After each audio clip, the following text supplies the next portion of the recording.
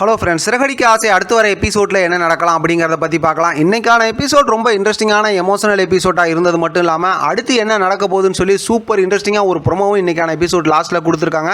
இப்போ அண்ணாமலை வீட்டில் இருக்கிறதுக்கு ரொம்ப கஷ்டமாக இருக்குது, ஏதாவது ஒரு வேலைக்கு போகணும் அப்படிங்கிற மாதிரி முடிவு பண்ணி பேசிக்கிட்டு இருந்தாங்க. அது சம்மந்தமாக இன்றைக்கான எபிசோடில் கொஞ்சம் பேசினாலும் இப்போ முத்து மீனா எல்லாம் சமாதானம் ஆகிட்டாங்க. சரி வேலைக்கு போட்டோம் அப்படிங்கிற மாதிரி தான் இப்போ அண்ணாமலையும் வந்து ஏற்கனவே பரஸ் அவங்க ஃப்ரெண்ட் இருக்கால அவங்கள்ட்ட சொல்லி வச்சுருக்காங்க. அவங்க வந்து ஏதோ ஸ்கூலில் சொல்லி வச்சுருப்பாங்களாட்டிருக்கு. இன்றைக்கான எபிசோட் லாஸ்ட்டில் ப்ரோமோவில் பார்த்தோம் அப்படின்னா ஒரு ஸ்கூலில் வந்து அண்ணாமலை உட்காந்துருக்காங்க. அந்த ஸ்கூல் இன்சார்ஜ் ஹெட் மாஸ்டர் அந்த மாதிரி அங்கே ஆஃபீஸில் இருக்கவங்க அண்ணாமலைகிட்ட பேசுகிறாங்க. இந்த வயசுலேயும் வந்து வேலைக்கு போய் சம்பாதிக்கணுங்கிற மாதிரி நல்ல ஒரு இதோடு இருக்கீங்க அப்படிங்கிற மாதிரி சொல்லிவிட்டு, ஆனால் நிறைய வேலைலாம் இருக்காது, வாரத்தில் ஒரு நாள் வந்தால் போதும் அப்படிங்கிற மாதிரி அண்ணாமலைக்கிட்ட சொல்லிடுறாங்க. மொத்தத்தில் அவங்களுக்கு அண்ணாமலைக்கு வேலை கிடைச்சிருச்சு அந்த ஸ்கூலில் நினைக்கிறேன். அதுக்கப்புறம் அண்ணாமலை சந்தோஷமாக அந்த ஸ்கூலை விட்டு வெளியில் வந்து அதாவது விளையாடுற இடத்துக்கு வந்து நிற்கிறாரு கிரவுண்டுக்கு. அங்கே வந்து ஃபோன் எடுத்து பேச போகும்போது பார்த்தா இங்கே ஆட்டோவிலேருந்து பார்த்தோம்னா ரோஹிணியோட அம்மா அவங்களோட பையன் கிறிஸ் இருக்காங்களா, அவங்களாம் இறங்கி வராங்க. கிறிஸ் அவசரமாக கேட்டுக்குள்ளார உள்ளே நுழையிறாங்க. ஒரு வேளை அண்ணாமலையை பார்த்ததுக்கப்புறம் தான் அந்த குழந்தை வந்து அப்படி நிற்கிறாங்கன்னு நினைக்கிறேன் அந்த பையன். ஆனால் அண்ணாமலை அவங்கள பார்க்கலையாட்டுக்கு ஃபோன் பேசிக்கிட்டு இருக்கிறாங்க. செம்ம பெரிய ட்விஸ்டிங்காக தான் இன்றைக்கான ப்ரோமோ முடிச்சிருக்காங்க. பார்க்கறதுக்கு வாய்ப்பே இல்லை, ஏன்னா பார்த்துட்டாங்க அப்படின்னா ஸ்டோரியே தலைகீழ மாறிடும்.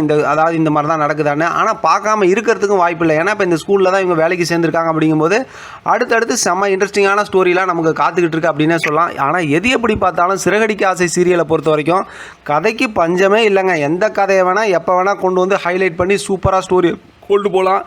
அந்த அளவுக்கு இன்ட்ரெஸ்டிங்காக தான் கொண்டு போயிட்டு இருக்காங்க. ஏன்னா ரோகிணி சம்மந்தமாக இருக்கக்கூடிய தில்லாலங்கடி வேலையை நூற்றுக்கணக்கான கதை பாக்கி கிடக்கு. அதில் எந்த கதையை முதல்ல கொண்டு வந்து சூப்பராக ஸ்டோரியை மூவ் பண்ணாலும் பார்க்க இன்ட்ரெஸ்டிங்காக தான் இருக்கும்.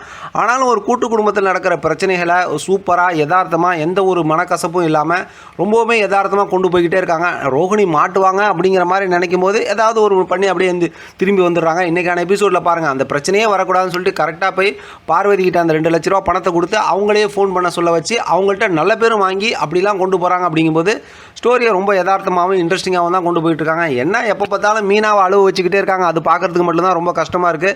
ஆனால் அது அவங்களோட கேரக்டர். அப்படிப்பட்டவங்களும் ஒரு கூட்டு குடும்பத்தில் ரொம்ப யதார்த்தமானவங்களும் இருப்பாங்க, முத்து போல் மீனா போல் அப்படிங்கிறதையும் காட்டிகிட்டு இருக்காங்க. பார்க்கலாம் அடுத்து என்ன இன்ட்ரெஸ்டிங்காக ஸ்டோரி கொண்டு போகிறாங்க, எப்படி ப்ரோமோ வருதுங்கிறத வச்சு நம்ம ரிவ்யூ பார்க்கலாம். இதை பற்றி உங்களோட கருத்து கமெண்ட் பாக்ஸில் தெரியப்படுத்துங்க. தொடர்ந்து ஆதரவு கொடுங்க. தேங்க்யூ ஃப்ரெண்ட், தேங்க்ஸ் ஃபார் வாட்சிங்.